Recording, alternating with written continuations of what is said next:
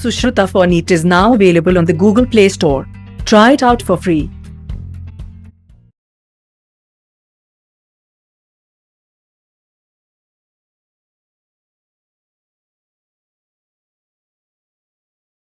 Hi, my dear students. I am Professor G.K. Bhatt. Hearty welcome to Janamarg.in biology classes.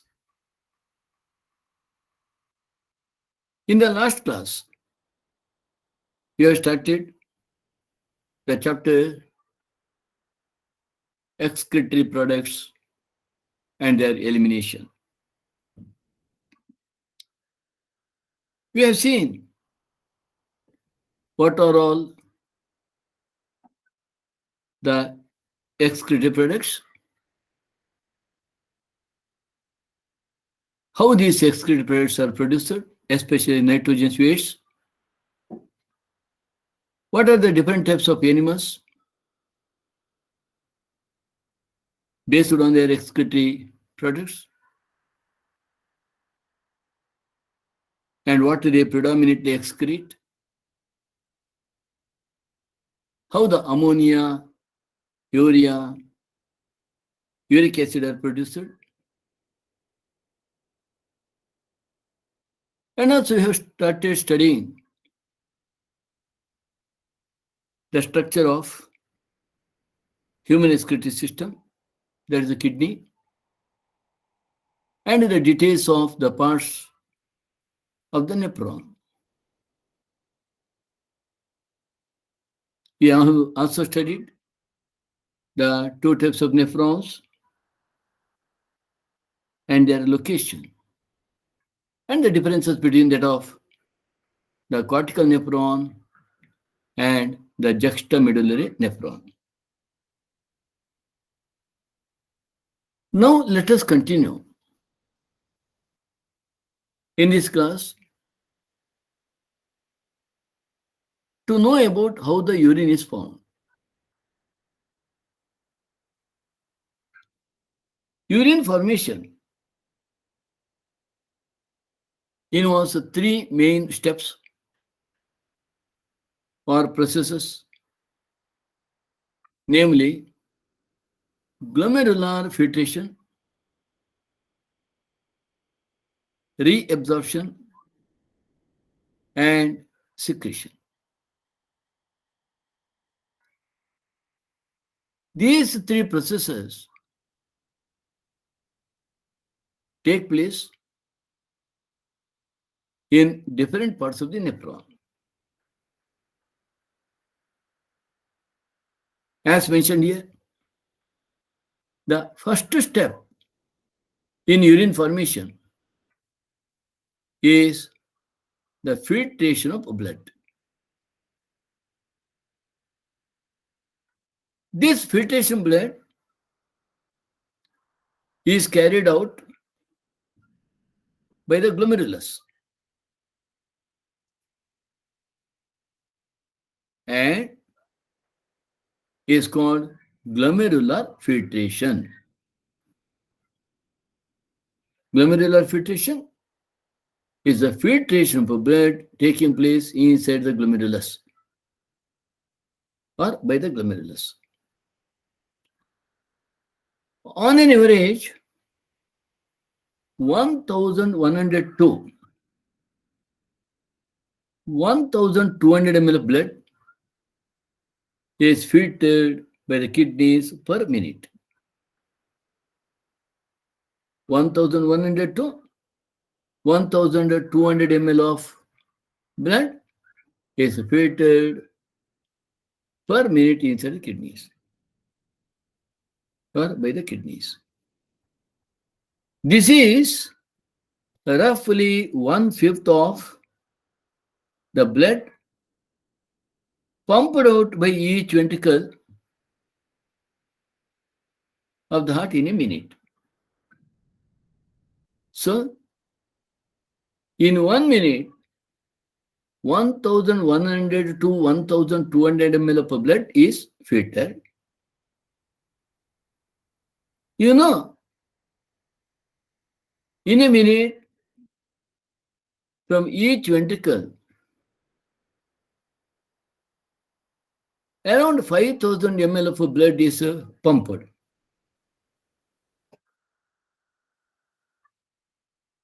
It is approximately 1/5 of the blood pumped by each ventricle of the heart in a minute is filtered. 1,100 to 1,200 is roughly 1/5 of 5,000 ml. The glomerular capillary blood pressure. Glomerular capillary blood pressure inside the glomerulus, causes filtration of blood to 3 layers. What are these 3 layers? The first one, endothelium of glomerulus or endothelium of glomerular blood vessels. Second, epithelium of Bowman's capsule. And third, basement membrane between these 2 layers. Therefore, you come across the blood to pass through these 3 layers inside the Bowman's capsule. Endothelium is nothing but the squamous epithelial lining of the blood vessel. You know, in a Bowman's capsule,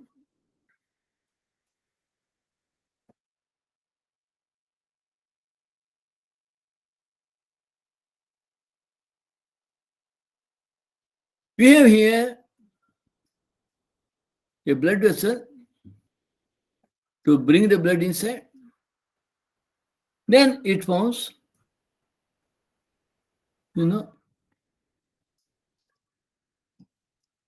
a network of blood capillaries. The one which brings the blood to the glomerulus is efferent arteriole. The one which takes away the blood is the efferent arteriole. So you see that the blood to flow through this glomerulus network of capillaries. At the same time, you see here, this is the inner epithelial lining,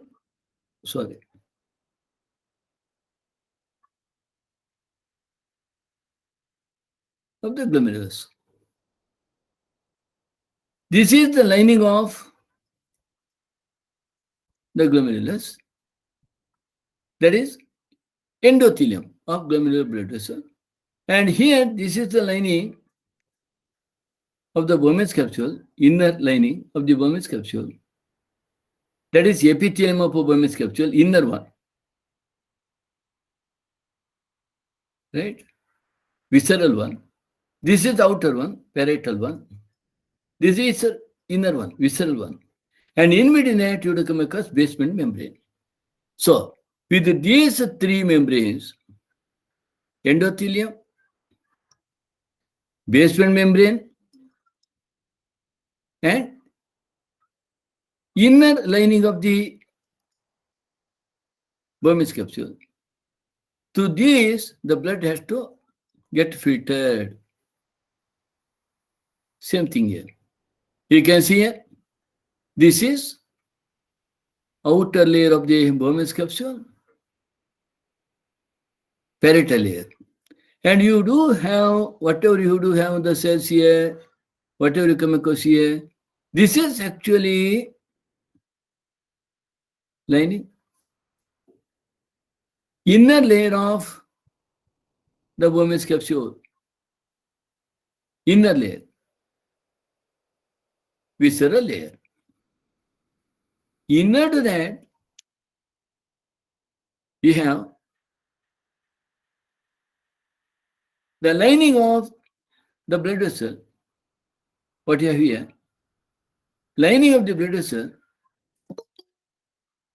endothelium. This is what you have here. This particular layer is this one. This is what you have inner epithelial layer of the Bowman's capsule. And in between what you come across, this one, this is the basement membrane. Same thing. Shown in little bit magnification. The blood which is coming here through this afferent arteriole, the same afferent arteriole later it coils and forms the glomerulus. Later it continues as afferent arteriole. So when the blood flows through this afferent arteriole, then through the lobes, glomerulus, it gets filtered. It passing through, it passes down, passing through endothelium of a blood vessel, basement membrane, and outer the visceral layer of the Bowman's capsule. The epithelial cells of the Bowman's capsule, that is inner epithelial cells, that is visceral layer. The epithelial cells of Bowman's capsule, called podocytes, are arranged in an intricate manner so as to leave some minute spaces called filtration slits or slit pores. Filtration slit or slit pores. I repeat again. You do come across in this inner epithelial cells of the Bowman's capsule a special type of cells called podocytes. It has podocytes. And these podocytes are arranged in such a way that some minute spaces called filtration slits or slit pores are left in between. Let us see that. Look here. This is what we have, the outer layer of Bowman's capsule. Outer layer of Bowman's capsule, generally called parietal layer. And what you have here, this is a squamous epithelial cell, bulged squamous epithelial cell, whose rounded nucleus is bulged out. Bulged. This is the outer layer of the Bowman's capsule, parietal layer. And the inner layer of the Bowman's capsule consists of what you see here. These are all podocytes. Podocytes. Cells with the leg-like structures. Podocytes. This is what inner layer of Bowman's capsule. Epithelial layer. Also visceral layer containing podocytes. This is afferent and the efferent.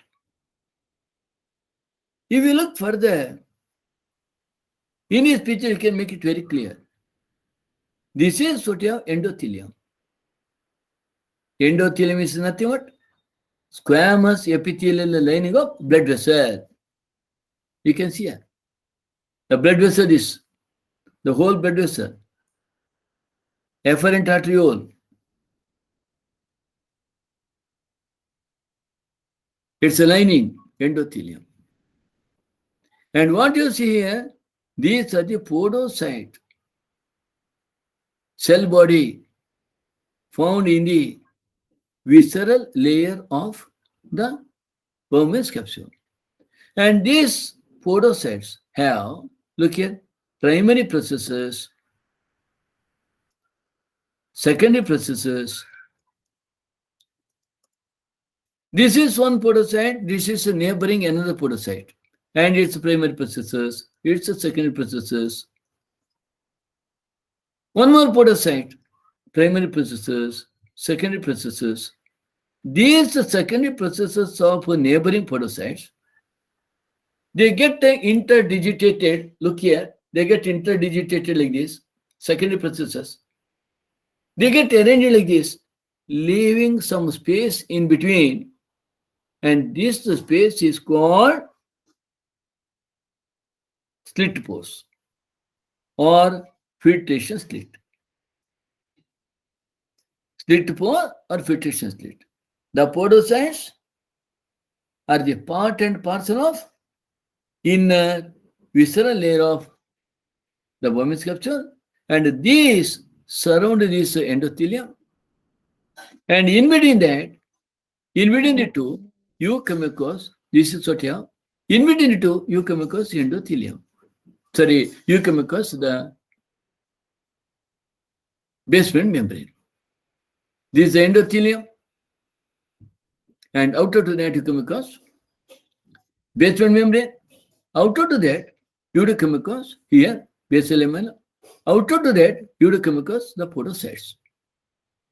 The podocytes form slits in between their processes, what you call second processes, and this slit is known as filtration slit or slit pores.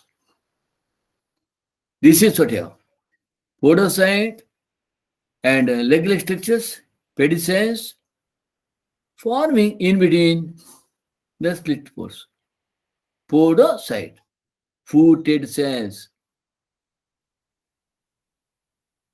Blood is filtered so finely whenever the blood flows to the efferent arteriole, then through the glomerulus, and when it comes to the efferent arteriole, blood is filtered through these membranes that almost all the constituents of the plasma except the larger proteins pass on to the lumen of the Bowman's capsule. When the blood flows through the glomerulus, the blood gets filtered perfectly and just the proteins are left behind. This process of filtering the blood inside the glomerulus under pressure is called ultrafiltration. Filtration which takes place under pressure. You know, when compared to the efferent arteriole, the efferent arteriole is a narrow lumen.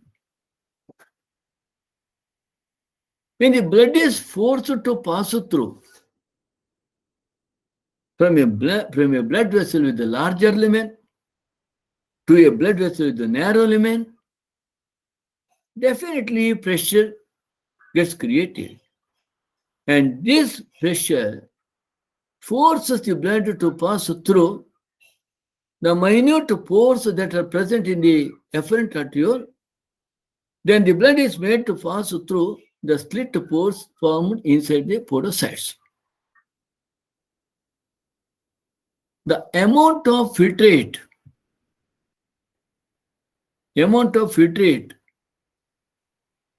formed by the kidneys per minute is called glomerular filtration rate, GFR. The amount of filtrate formed by the kidneys per minute is called GFR or glomerular filtration rate. GFR in a healthy individual is approximately 125 ml per minute or 180 liters per day. What is it? First of all, the amount of filtrate found by the kidneys per minute is called glomerular filtration rate. Glomerular filtration rate. How much glomerular filtration takes place? Glomerular filtration rate in a healthy individual is generally 125 ml per minute or 180 liters per day. Please remember, glomerular filtrate, whatever that gets formed, the filtrate that is obtained after the blood passes through the afferent arteriole and then comes to the lumen of the Bowman's capsule is called glomerular filtration, glomerular filtrate. Glomerular filtrate is otherwise known as primary urine. It is otherwise called primary urine. How much of the primary urine is produced per minute? 125 ml. How much primary urine is produced per day? 180 liters. Now the question is there. Are we permitted to pass this 180 liters of primary urine every day? Primary urine. Glomerular filtrate. Is it our body is permitted to lose this 180 liters per day? How much 180 liters means? The normal bucket which you use to take bath is around 18 liters. Ordinary bucket. That means your glomerular filtrate produced per day is 180 liters, means 10 times the bucket of water that you use for bath your day. One bucket, normal size, medium size. It contains 18 liters. Can our body be afforded to lose 10 buckets of water in the form of primary urine? Never. Now what happens then? What happens then? The kidneys have built-in mechanisms for the regulation of glomerular filtration rate. For the regulation of glomerular filtration rate, we have built-in mechanism. What is that built-in mechanism? One such efficient built-in mechanism is carried out by juxtaglomerular apparatus, shortly known as JGA. It is an efficient mechanism just to regulate glomerular filtration rate. Juxtaglomerular apparatus is a special sensitive region formed by cellular modifications. Where you come across this cellular modification? This cellular modification is found in the distal connective tubule, not proximal, distal connective tubule, and the afferent arteriole at the location of their contact. Remember? Regulating the glomerular filtration rate, regulating the filtration of the blood through the glomerulus, we have an efficient mechanism called juxtaglomerular apparatus. A structure called juxtaglomerular apparatus. What is the juxtaglomerular apparatus?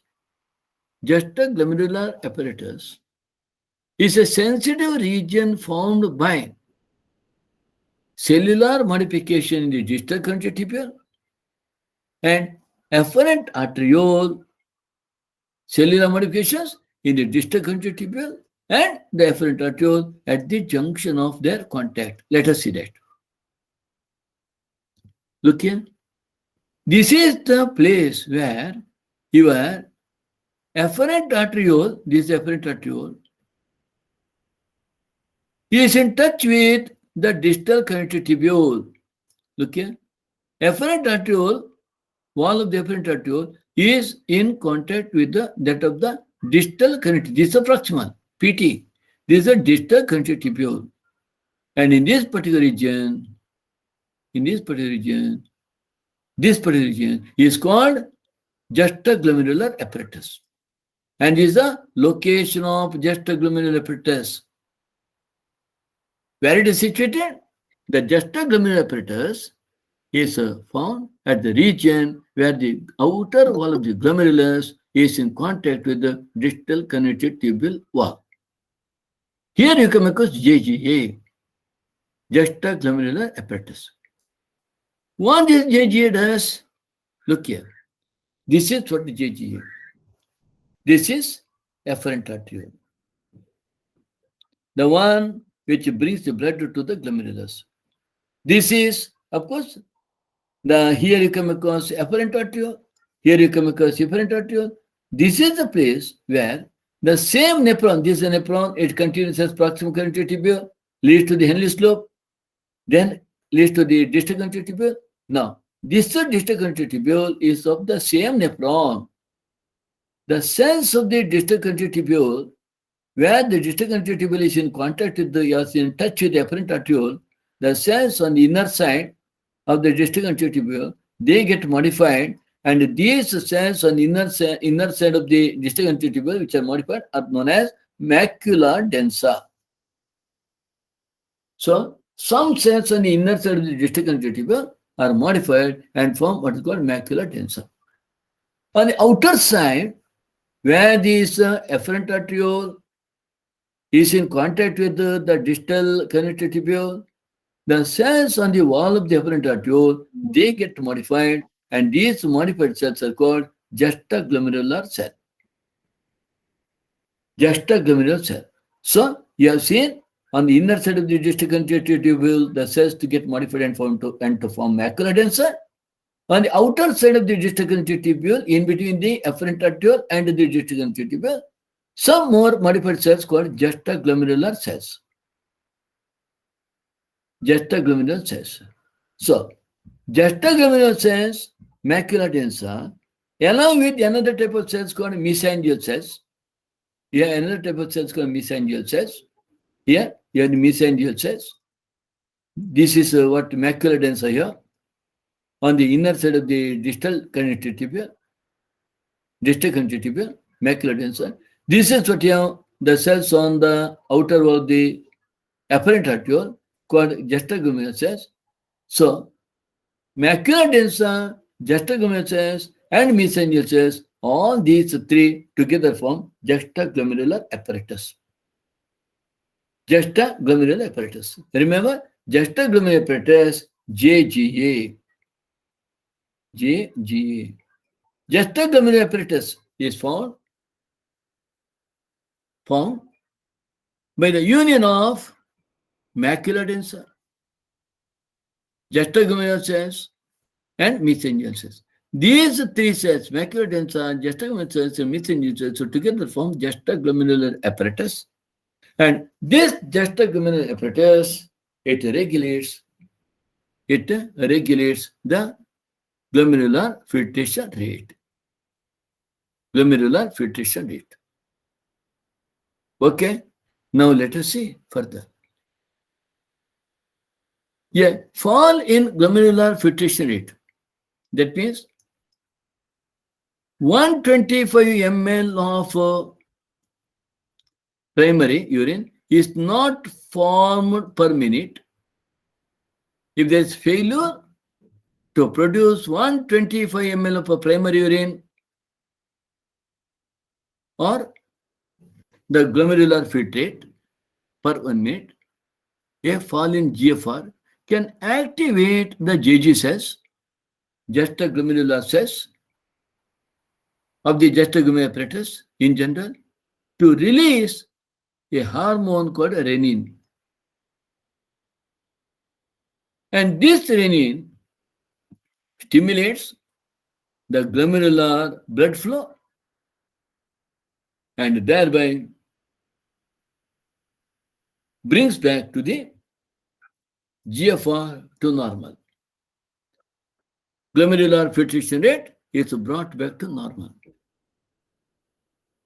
So please remember, whenever there is a fall in a glomerular filtration rate, whenever there is no filtration of blood 125 ml per 1 minute,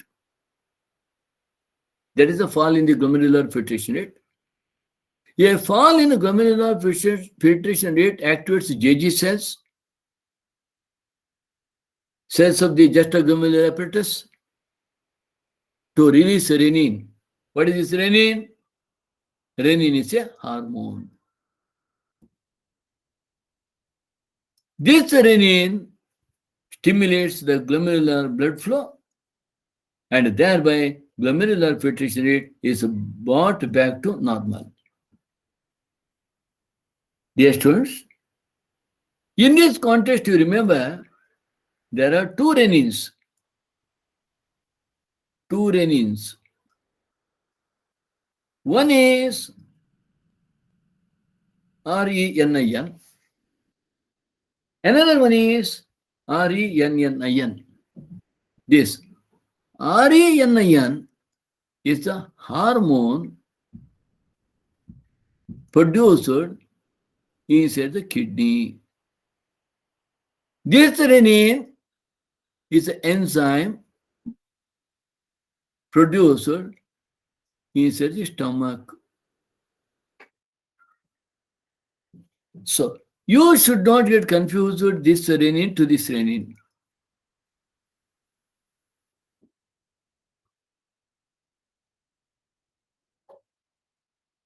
If you look into how to remember this without getting confused, in the examination hall, generally you get the confusion with the renin, renin is enzyme or hormone, and from where it is produced. Where the renin, that renin is produced. Remember, this renin has the spelling renin. 1, 2, 3, 4, 5, 6. This stomach has the spelling 1, 2, 3, 4, 5, 6, 7. This renin has the spelling 1, 2, 3, 4, 5. This kidney has the spelling 1, 2, 3, 4, 5, 6. Always make it a point to remember the word with the more spellings to put it together. Renin, spelling more, 1, 2, 3, 4, 5, 6, 1, 2, 3, 4, 5, 6, 7, you put them together. And this with the less, 1, 2, 3, 4, 5, 1, 2, 3, 4, 5, 6. These two put it together. So, one renin is produced by the kidney, which is at renin. Another renin is produced by the stomach. So, somehow you have to use some mnemonics to remember this.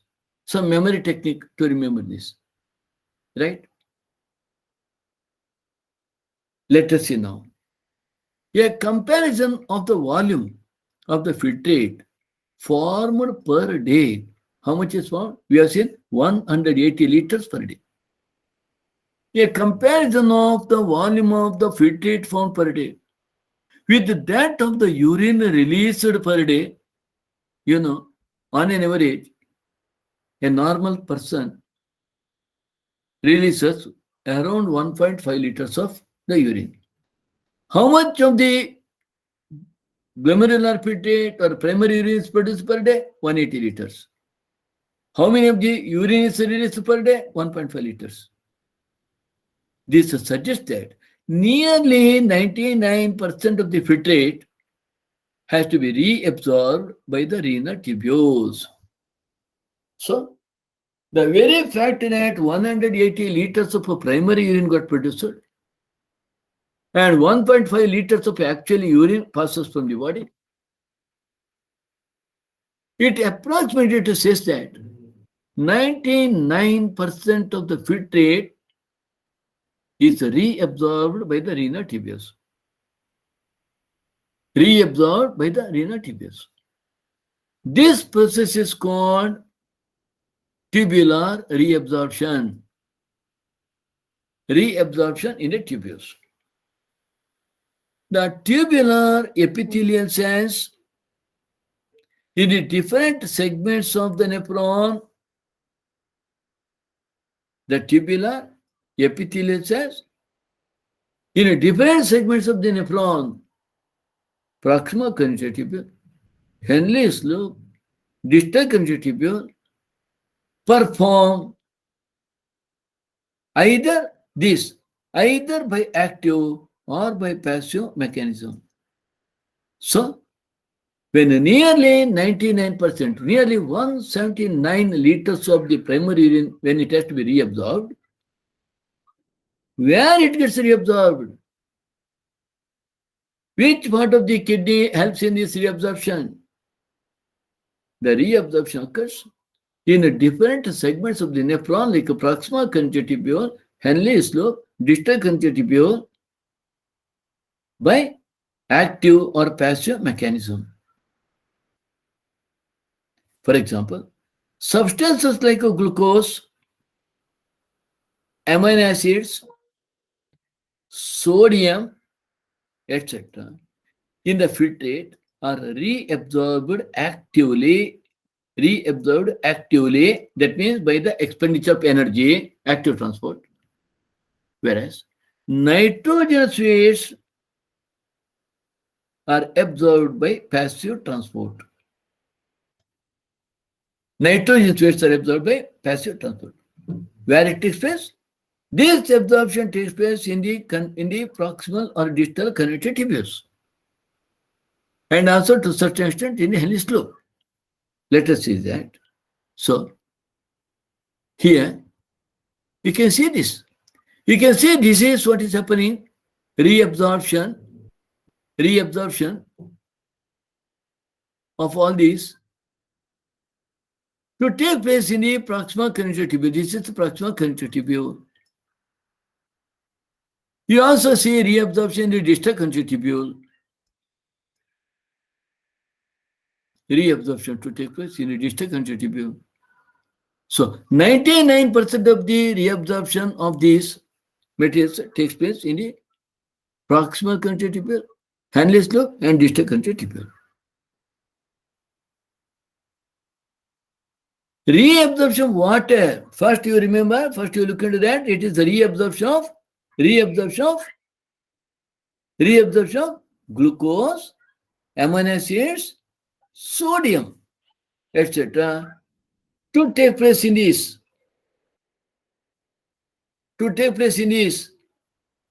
PCT by expenditure of energy.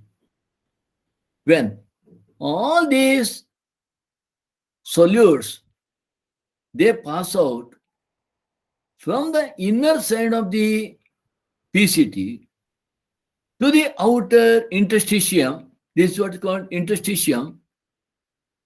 Outer interstitium. When they pass out, inner side becomes hypotonic, and outer side becomes hypertonic. As a result of which, water also diffuses out. Because the solvent concentration is now more inside when compared to outside. So water always diffuses out from the inner side to the outer side. And this type of water absorption is called obligatory reabsorption of water. Obligatory. It is an obligation on the part of the water. Because when the outer side becomes hypertonic and inner side remains hypotonic, the solvent has to diffuse out from its higher concentration to its lower concentration. Right? So, this is what you have seen. Glucose, amino acids, sodium, etc. in the filtrate are reabsorbed actively, whereas nitrogen wastes are absorbed by passive transport. Reabsorption water also occurs passively in the initial segments of nephron. Reabsorption glucose, reabsorption of sodium, chloride, amino acids, these required energy, active reabsorption. Whereas water reabsorption takes place here passively, without expenditure of energy, because water moves from its higher concentration to region to its lower concentration region. That's what osmosis.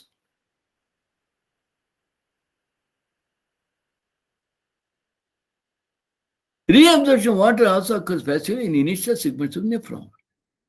During urine formation,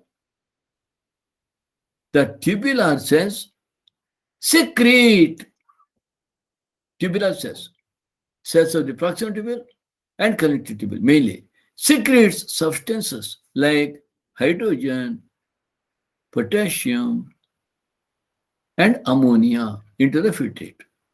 Into the filtrate from the interstitium to filtrate. What is the interstitium? The space outside the tubule. The space outside the tubule is the interstitium. So, you see, hydrogen, potassium, ammonia to get secreted into the filtrate, and they pass from the interstitium to the filtrate. Tubular secretion is also an important step in urine formation as it helps in the maintenance of ionic and acid-base balance of the body fluids. So tubular secretion is an important step in order to maintain ionic balance. Now, this is what you have seen. Tubular secretion into the filtrate. From the interstitium to the filtrate. It depends what should be secreted, what should be absorbed. Now, we have to look into function of the tubules. That means we have to look into the function of what is the function performed by proximal connective tubule, Henle's loop, and distal connective tubule. Proximal connective tubule or PCT is aligned by simple cuboidal brush border epithelium. Simple cuboidal epithelium with microvilli-like structure. If you see this epithelium, cuboid epithelium, you see sometimes this microvilli-like structure. And such epithelium is called cuboidal brush border epithelium, which increases the surface area for absorption. Brush border epithelium with microvilli-like structure, which increases the surface area for absorption, reabsorption. Nearly all of the essential nutrients, and 70 to 80% of electrolytes and water, 70 to 80% of electrolytes and water are reabsorbed by this segment. Reabsorbed by the proximal connective tubule. All essential nutrients and 70 to 80% of the electrolytes and water are reabsorbed by this segment. Where? In this proximal connective tubule. PCT. Why? I have already told you, the proximal connective tubule has cuboidal cells with microvilli. What they do? They increase the surface area for absorption. So all that, whatever the nutrients were there, they all got reabsorbed. From the nutrients, from the blood, after the nutrients got absorbed, inside it becomes hypotonic. Outside, hypertonic. Later, water is also reabsorbed. This is happening in the proximal connective tubule. Proximal connective tubule also helps to maintain the pH and ionic balance of the body fluids by selective secretion. You do observe selective secretion in the PCT. What selectively secretion? What secretion takes place? By selective secretion of hydrogen ions, ammonia, and potassium ions, into the filtrate from the tissue fluid into the filtrate and by absorption of bicarbonate from it. From the blood, Bicarbonates are absorbed.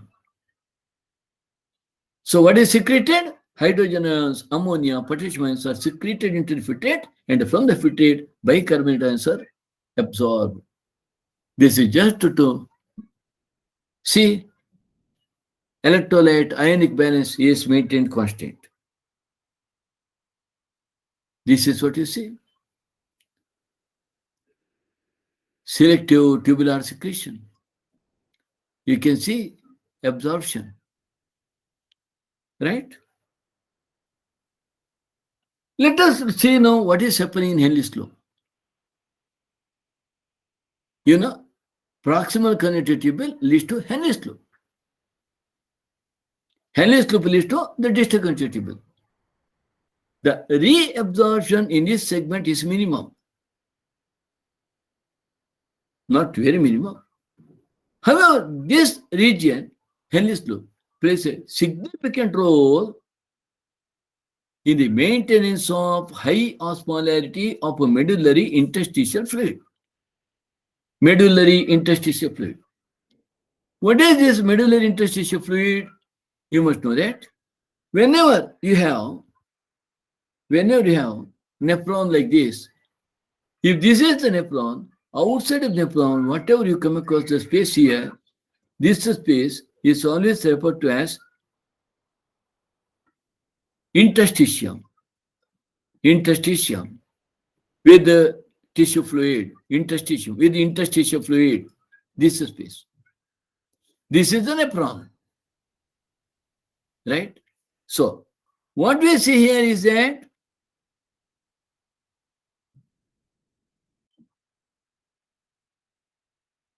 Henle's loop plays a significant role in the maintenance of high osmolarity of medullary interstitial fluid.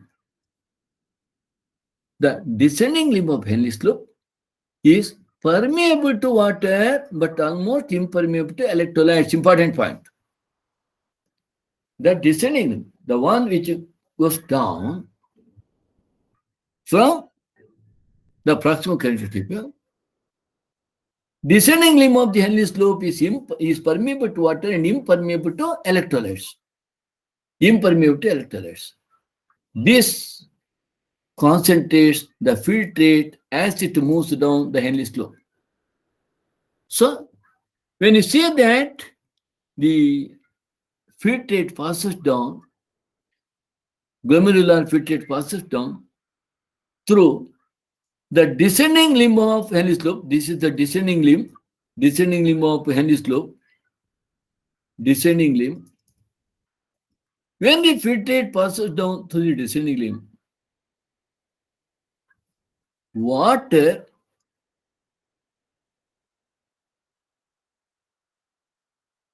passes out. Because the descending limb of Henle's loop is permeable to water and impermeable to salts, impermeable to sodium or chloride. So much water goes out. When the water moves out from the Henle's loop to the medullary interstitia, the inner side, what are the fluid is present on the inner side? What fluid is present on the inner side? Primary urine.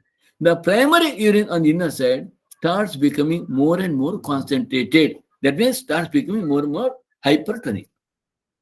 Look here, the osmolarity of the glomerular filtrate 300. When the filtrate passes down to the proximal connective tubule, the filtrate, the glomerular interstitium, here outside, I am referring to this inside. As the glomerular filtrate moves down in the proximal connective tubule and then to the descending limb of Henle's loop, the osmolarity increases. Filtrate on the inner side starts becoming more and more concentrated. So, the descending limb of Henle's loop is permeable to water but almost impermeable to electrolyte. This concentrates the filtrate inside Henle's loop as it moves down. It becomes more and more concentrated. That's why you see there is increase in the osmolarity. The ascending limb of Henle slope is impermeable to water, but allows transport of electrolytes actively or passively. Ascending limb. Ascending limb is impermeable to water. Descending limb is permeable to water. Descending limb is permeable to water, impermeable to salts. Ascending limb is impermeable to water, but allows the transport of electrolytes actively or passively. Therefore, as the concentrated filtrate passes upward, it gets diluted due to the passage of electrolytes to the medullary fluid, medullary interstitial fluid. Look here. This is what? When you see water comes out to the Henle slope, the concentration of the fluid inside filtrate increases.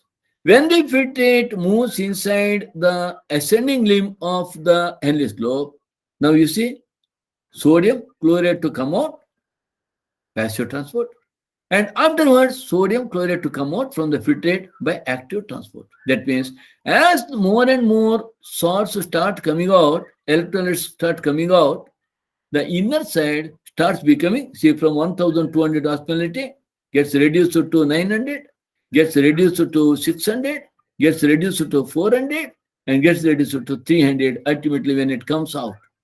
When it's ready to reach the data of the distal conjunctival. Right?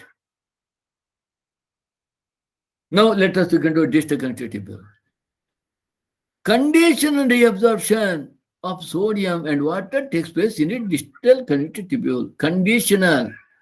It is the distal conjunctival, DCT. In the DCT, condition, if it is required, then only reabsorption takes place. Otherwise, no. For the sodium or water to get reabsorbed, especially water to get absorbed in the distal conjunctival, a hormone is required. Distal conjunctival is also capable of reabsorption of bicarbonates and selective secretion of hydrogen and potassium ions and ammonia to maintain the pH and sodium potassium balance in the blood. So, as I told you before, as these tubular secretions observed in the proximal conjunctival, in the distal conjunctival also, distal conjunctival also is capable of reabsorption of the bicarbonates and selective secretion of hydrogen, potassium, ammonia to maintain the pH and sodium potassium balance in the blood. So this is related to distal conjunctival, right? Collecting that. This long duct extends from the cortex of the kidney to the inner parts of the medulla. Inner parts of the medulla. It passes down in the inner parts of the medulla. That is why the medulla appears striated. Large amounts of water could be reabsorbed from the region to produce concentrated urine. Your urine is concentrated. This segment allows collecting that passage of small amounts of urea into the medullary interstitium to keep up the osmolarity. It also plays a role in the maintenance of a pH and ionic balance of blood by the selective secretion of hydrogen and potassium ions. So this is how you see the reabsorption of the salts or reabsorption of the water to take place in the different parts of the nephron. Right? And we have to start mechanism of concentration of the filtrate and other parts in our next class. Let me stop it here.